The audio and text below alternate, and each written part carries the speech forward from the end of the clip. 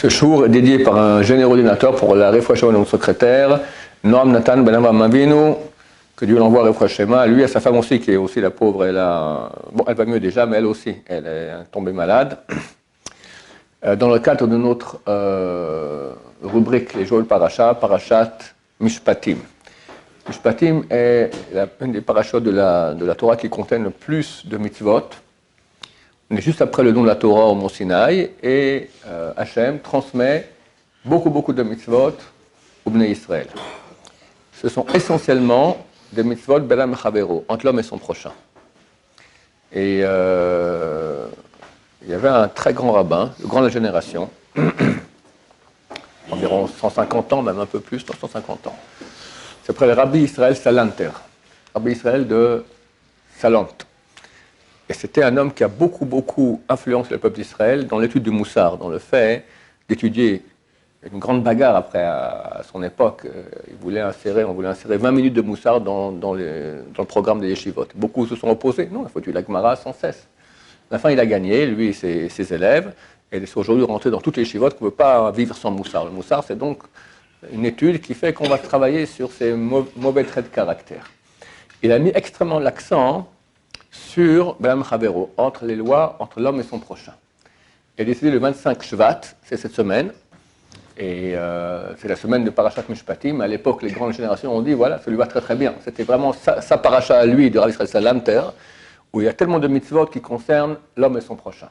L'essentiel de ces mitzvot sont écrits dans notre paracha-là, et c'est vrai que du point de vue de la bataille qu'on a contre le mal, il est beaucoup plus facile de vaincre un Yetzer Hara, un penchant du mal, des lois entre l'homme et Dieu, faire Shabbat bien, manger kasher comme il faut, acheter un beau loulav, manger la matzah super kasher, etc. Tout ça, c'est beaucoup plus facile. Je ne dis pas que c'est facile, mais c'est beaucoup plus facile que s'arranger dans les mitzvot qu'il y a entre l'homme et son prochain. Parce que entre l'homme et son prochain, forcément, il y a notre ego qui est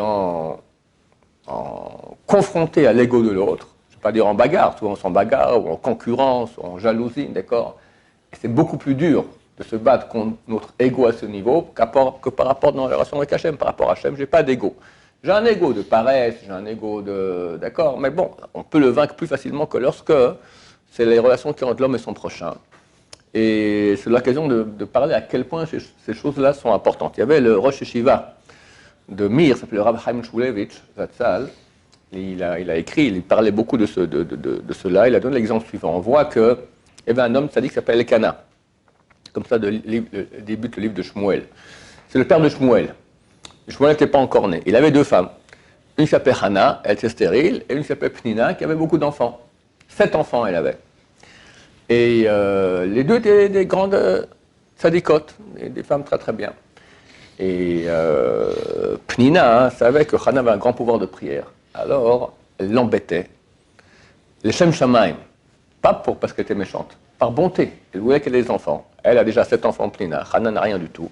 Alors elle l'embêtait. Chaque fois, ils allaient acheter des choses pour les enfants. Ils allaient acheter des chaussures. Tiens, t'achètes pas pour tes enfants. Achète, bientôt tu auras des enfants. Prie que tu aies plus d'enfants, etc. Comme ça, elle l'embêtait sans cesse. Et la pauvre Hana se mettait à pleurer. Maintenant, tout ce qu'elle a fait, c'était les Shem Shamaim. C'était vraiment pour le bien. Elle a reçu une punition terrible. Que chaque enfant, après, Hana a prié, elle a eu un premier enfant, Shmuel, après un deuxième, etc. Chaque enfant qui naissait à Hana, Pnina perdait 2 enfants. Terrible. Demande le Rav Chaim Shmulevitch, je ne comprends pas. Elle n'a pas fait ça par méchanceté, elle a fait ça les Shem Shamaim, vraiment pour le bien. En plus, ça a marché, elle a prié, Hana, elle a eu un enfant. Le Rav répond, Belam Chavero, les relations entre l'homme et son prochain, il n'y a pas de logique maintenant, les Shem Shamaim ou pas. C'est une réalité, c'est du feu. Quelqu'un met sa main dans le feu, il est brûlé. Quand il met sa main dans le feu, les Shem Shamaim. Pas pour une raison X, Y, Z, maintenant il met sa main dans le feu, les Shem Shamaim. Elle ne va pas être brûlée. Ben, le Chavero, c'est ça. Tu rentres dans une machine que Dieu a mis en place, que quand tu touches ton prochain, tu t'attires sur toi des choses terribles. Terribles. Je veux dire que dans ma vie, j'ai vu des gens, comment ils ont agi. Et après, des fois, ils étaient bloqués toute leur vie pour une seule chose qu'ils ont fait. Je ne sais même pas si eux savent pourquoi. D'accord? Mais je vois, je ne peux pas raconter trop, mais je vois des choses comme ça. On voit Comment? Alors, le type, il n'a pas fait Shabbat, il a été avec une fille de façon interdite. Ok, il fera tchouva, etc. Mais ben, Chavero, c'est une chose terrible. Des fois, mes fils étaient au séminaire, une fois, une classe entière n'a pas réussi à se marier. Un an passe, 2, 3, 4, 5 ans, toute la classe, personne ne peut se marier. Ils ont vérifié, ils savent qu'ils ont fait un sale coup à une maîtresse il y a quelques années, et elle a été touchée, et dans le ciel. Ah, ils ont demandé Mechila, etc. La même année, elles se sont toutes mariées. On ne se rend pas compte à quel point quelque chose de terrible. Alors, je prends l'exemple d'une Gemara, Rav Rechoumi. Il y avait un grand rabbin, il s'appelait Rav Rechoumi, et lui, il étudiait toute l'année hors de chez lui. Il ne rentrait jamais à la maison. Il n'étudiait pas à 10 km, d'accord, à 5 km, mais il ne rentrait jamais à la maison. Il rentrait que la veille de Kippour. La veille de Kippour, il rentrait à la maison, il vivait Kippour, il restait avec sa femme, et Motsé Kippour repartait de nouveau pour une année. Et un jour, il est au Beth Midrash, la veille de Kippour le matin, il est en train d'étudier. Il se dit, bon, allez, il faut que j'y aille. Ouais, mais c'est trop passionnant, là, comme ça. Je vais encore étudier encore un peu, une petite demi-heure, encore une petite demi-heure, encore une petite demi-heure. Et sa femme, elle voit déjà 10 h du matin, il doit arriver. Ce jour, mon mari doit venir à la maison. 10h30, 11h, 11h30, toujours rien, une larme. Elle a eu une larme. Au même moment, le plafond du Beth Midrash s'est écroulé et Rav Rechoumi, il est mort. Pourquoi? Ben, c'est normal. Ta femme, elle vit sans toi toute l'année. Tu lui fais cette saloperie. Étudier le Torah maintenant. Elle t'attend. C'est une année. Vous restez 24 heures ensemble. Encore c'est Yom Kippour. C'est pas le temps d'aller boire un thé ensemble et faire la causette, d'accord? Elle fait l'effort toute l'année d'attendre, de te laisser aller étudier, et toi tu viens en retard 1h30. Le feu des relations entre l'homme et son prochain. Maintenant, pose la question à Madame Rechoumi.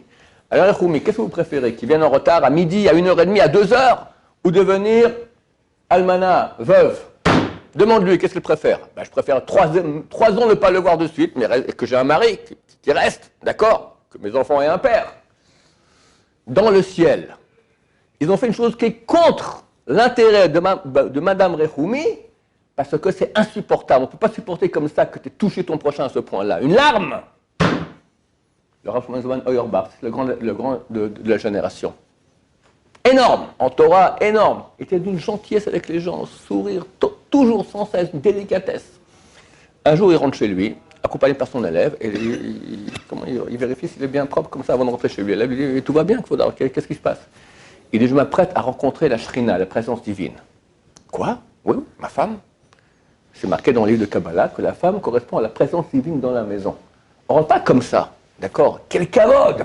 Quel honneur il lui faisait. Lorsqu'elle est décédée, la coutume elle est que quand quelqu'un est décédé, les proches demandent Mechila, je demande pardon si j'ai fait du mal, etc. Je dis, je ne demande pas pardon.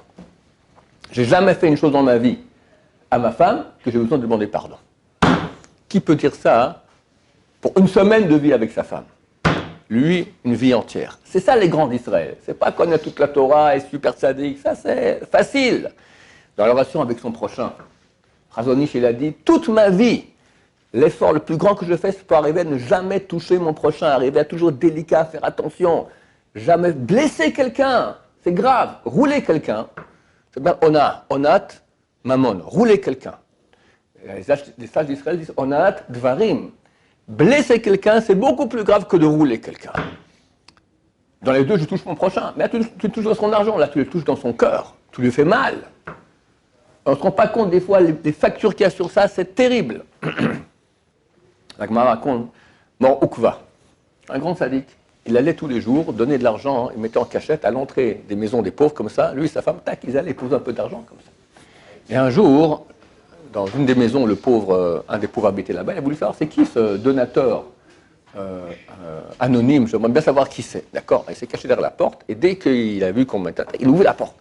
Les deux, lui et sa femme, ils sont cachés comme ça, ils sont mis à courir pour pas qu'il les voie. Et eux, le pauvre, il leur court après.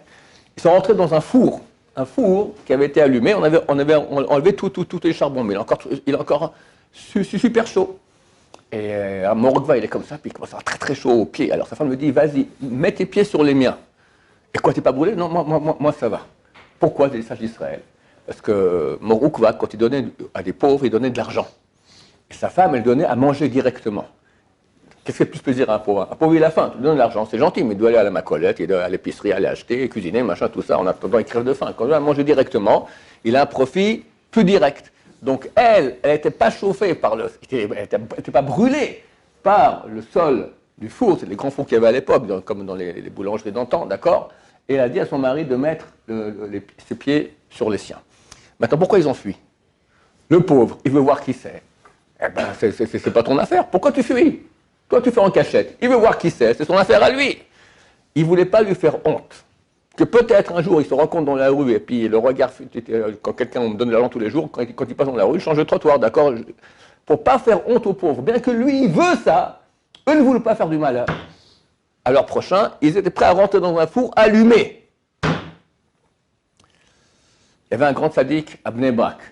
Je raconte comme ça un peu d'histoire comme ça pour nous chauffer à ce niveau-là. Il y a beaucoup de travail à faire. Si je parlerais 4 heures non-stop. Il y avait un grand sadique à Bnei Brak qui s'appelait Rabbi Avraham Genichovski, un géant en Torah et un géant en Be'alam Chavero, relation entre l'homme et son prochain. Il y avait une chavroute avec un ami, Shabbat après-midi. Et un jour, l'ami vient, je suis à la maison, l'ami vient, et par erreur, il sonne ding-dong, Shabbat, sur la sonnette. Électrique, interdit. Que faire? Que faire? Alors, Genichovski dit, si j'ouvre la porte, l'archouma, il aura honte. Maintenant, si je n'ouvre pas non plus, il aura encore plus honte que peut-être je suis fâché, qu'il a sonné Shabbat, et qu'est-ce que je fais? Il a une idée. Il a couru dans sa chambre, il a mis un pyjama, et il attend. Et son rabot reste et tape, tac, tac, tac, tac, tac, tac, 5 minutes. À la fin, il lui apporte comme ça complètement, qu'il fait le coucou, c'est endormir. Ah, excuse-moi, j'étais tellement fatigué, je suis allé dormir un peu. Ça fait longtemps que tu tapes, je suis désolé, vraiment, j'ai rien entendu, et bon, viens, allez, on va l'étudier. Tout ça pour pas faire, vite, mettre le pyjama comme ça, pour la jouer, comme s'il n'a même pas entendu que le type a sonné sur la sonnette. Il y avait à Bnei Brak, la chassidut de Vishnitz, le Rebbe à l'époque s'appelait le Emre Chaim, un grand sadique. Et il y a une coutume chez les chassidim que lorsqu'il y a une bar mitzvah, alors on va chez le Rebbe, le père de la chassidut, d'accord, le grand rabbin, et il aide à mettre les tefilines au bar mitzvah. Il y avait un monsieur à Tel Aviv qui était religieux, mais très cool, hein, très relax, très light. Et la bar mitzvah de son fils. Alors lui, à l'origine, il était de Vishnitz. Il dit, bon, on va aller chez le Rebbe. D'accord, il arrive le lundi matin là-bas avec son fils pour la bar mitzvah, etc. Et il amène des paquets comme ça de gâteaux à Tel Aviv. À l'époque, encore aujourd'hui, d'accord, cache-route, nul. D'accord. Maintenant, tout le monde voit ça, tous les élèves, ils comprennent que c'est une cache-route pas sérieuse. Ils voient la tête aussi du type, on voit qu'il est très light. Alors, bon, le Rebbe met les tefilines, tout ça, puis tout le monde ne sait pas quoi faire des gâteaux. Si on ne mange pas, il va être super touché. Si on les mange, on mange non cachère, que faire? Le Rebbe, il a dit comme ça, il a dit, ah, je vois que vous avez envie des gâteaux, n'est-ce pas? Faites comme moi, prenez chacun 2 gâteaux, et vous les mettez dans la poche, on la mangera après que passe Rabbeinu Tam. Ça n'existe pas, Rabbeinu Tam, le matin. C'est un truc qu'il a inventé. Il sait que le type, c'est pas un grand savant. Il dit, voilà, vous avez tous envie, voilà, prenez, faites comme moi, prenez, vous les mangerez après. Vous ne mangez pas maintenant à cause de Rabbeinu Tam. Prenez-les maintenant, vous les mangez un peu plus tard pour Rabbeinu Tam. Le type est tout content, tout le monde a pris les gâteaux, il est parti, chacun a pris les gâteaux, donnait ça au cuistot là-bas, Moataz, d'accord, voilà, pour qu'il mange lui les gâteaux. Une très belle histoire. Le livre dans lequel j'ai lu cette histoire a dit, ça vaut la peine de venir sur Terre, rien que pour écouter cette belle histoire. Il y avait un des grandes générations, il y a 150 ans, c'était le Rav Yitzhak Elchanan Spector, un des grands de la génération. Il reçoit une question de la communauté dans une ville, que le rabbin a tranché que c'était permis. Et eux posent la question, est-ce que le rabbin il a raison dans ce qu'il a dit? Le Rav voit tout de suite, erreur totale, d'accord? C'est un truc, chaque enfant de 12 ans sait exact, c'est une erreur. Le rabbin, il s'est planté en beauté. Mais il sait que dans la ville là-bas, il y a beaucoup d'ennemis du rabbin. Et s'il lui répond que le rabbin s'est planté, regardez, le grand génération, il a dit, ce rabbin, il ne sait rien du tout, allez, foutez-le dehors, etc. Ça fera une histoire terrible. Ah, il ne sait pas quoi faire. S'il écrit maintenant, le rabbin a raison, eh ben, il fait planter toute la ville, d'accord? Il fait faire un péché à toute la ville. Que faire? Avez-vous une idée? Hein? Que le grand génération ne sait pas? On ne peut pas faire un truc pareil. C'est lui qui a fait l'erreur? Non, le rabbin, les gens de la ville l'ont écrit, le rabbin de notre ville a dit comme ça, il a raison ou il a tort? Si je dis il a raison, je vais faire pécher toute la ville. Si je dis il a tort, alors je le tue à lui. il va se remettre dehors, lui, sa famille, etc. Il a une idée extraordinaire. Il a écrit une longue réponse, comme quoi le rabbin a raison. Et ici, il envoie la réponse. Et après, il a envoyé un télégramme. Écoutez, j'ai écrit une longue réponse pour prouver que le rabbin a raison. En fait, après, je me suis rendu compte que je me suis complètement trompé. En fait, il a tort, donc prenez pas en considération ma réponse. Donc, qu'est-ce qu'il a dit? Il a dit qu'en fait, il a dit comme le rabbin. Et après, il dit, je me suis rendu compte que je me suis trompé. Bon, c'est le grand de la génération s'est trompé à propos de cette question. Notre rabbin aussi qui s'est trompé. C'est pas grave, d'accord? Comme ça, il a pu dire le vrai psaque et sauver l'honneur du rabbin. Même le grand génération, il s'est planté sur cette réponse-là. Notre rabbin s'est planté, c'est pas si grave. Regarde, lui-même, le grand, il a écrit une chouva entière, une réponse entière, toute fausse, d'accord? Donc, notre rabbin qui s'est trompé, c'est pas si grave, et ça reste quand même un grand Talmid Chacham. À Israël Salanter, dont on a parlé au début de notre cours maintenant. Sachez juste en passant qu'il a passé beaucoup d'années de sa vie à Paris. Parce que de Paris sortait tout le mal en Europe. C'est là-bas que tout le mal, toute l'assimilation, l'émancipation, tout le fait de quitter la Torah, ça commençait à Paris. Il disait d'ailleurs, que tout ce qui va il y a beaucoup de Yirat Shamayim à Paris, il y a beaucoup de crainte de Dieu à Paris. Parce que tout celui qui va là-bas, il perd toute sa crainte de Dieu. Donc, c'est plein de crainte de Dieu là-bas à Paris. Et il était à Paris, et il était très très vieux déjà, il sentait qu'il allait mourir. Il est mort là-bas à Paris. Et on lui a mis un jeune homme qui soit avec lui dans la chambre pour le garder. Et lui, il sentait qu'il allait bientôt mourir. Alors, il commence à parler au jeune homme. Il lui dit, tu sais, les gens comme ça, ils ont une sorte d'idée fausse dans la tête, ils ont peur des cadavres. Ils voient quelqu'un de mort, ça leur fait peur. Alors que il n'y a rien, c'est un morceau de chair, d'accord? Il y avait l'âme est partie, mais c'est pas, il ne va pas se lever, c'est pas un fantôme, c'est rien du tout, d'accord? Et comme ça, pendant de longues minutes, il lui parle comme ça pour le calmer. Quelqu'un, il sait que dans quelques minutes, il part. À quoi il pense? Il fait tchouva. Il pense, je me prépare maintenant à aller rencontrer Dieu. Je regarde que je fais comme si... Lui, il laisse tout ça de côté, les derniers moments, pour pas que ce jeune homme, une fois qu'il va mourir, il est mort. Il est décédé. Pour pas que le jeune homme ait peur d'être seul avec un mort, pendant quelques minutes comme ça, il va le tranquilliser pour le préparer à cela. Benam Chavero, au dernier moment de sa vie, faire attention, l'homme et son prochain. Je viens avec une dernière histoire. Il y avait... Décidé il y a quelques années, il n'y a pas longtemps, 4-5 ans je pense, au Canada, peut-être tu as entendu parler de lui, Nachman, il y avait un grand Talmid Chacham qui s'appelait le Rav Hirschsprung. Tu n'as pas entendu parler de lui, c'est dans le monde ashkénaze plutôt. Rav Hirschsprung. Et lui, avant la Seconde Guerre mondiale, il était jeune homme, donc on voit que c'était vraiment il y a très, très longtemps, était voir le grand génération, le Rav Chaim Oizer. Le Rav Chaim Oizer, c'était le grand de la génération. Chaim Oizer Grodzinski, c'était son nom. Et les deux parlent Torah. Et Rav Hirschsprung cite une Gemara traité Melachot, page 39. Et le Rav Chaim Oizer lui dit non, c'est page 40. Ah, Kvod Arav, je viens de dire ce truc, c'est page 39. Non, c'est page 40. Bon, alors quelqu'un dit, on va ouvrir, on va vérifier. J'interdis d'ouvrir. J'interdis. Je ne veux pas qu'on ouvre. Bon, ils ont continué comme ça à parler. Alors je prends chez lui à la maison. Et il va tout de suite prendre Melachot, il ouvre, il voit. Le Rav avait raison, page 40.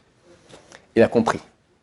Le Rav lui a dit encore plus que ça. Il lui a dit, n'ouvrez pas parce que moi, je suis déjà un vieux, tu es un jeune, peut-être tu vois mieux, moi j'ai une mauvaise mémoire.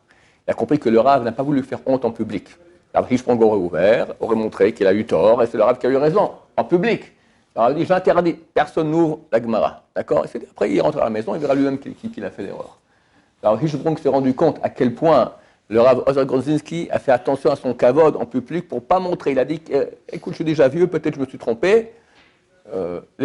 Laissez comme ça. Tout le monde a cru qu'il voulait faire attention à son kavod à lui. En fait, il voulait faire attention au kavod du jeune homme. Que Dieu nous aide, en lisant cette paracha de Mishpatim, à prendre un peu plus sur nous ces choses qui sont tellement importantes, Ben Chavero, entre l'homme et son prochain, à être sensible à l'autre, délicat avec lui, ne pas hésiter à demander Mechila, à demander pardon si on l'a touché.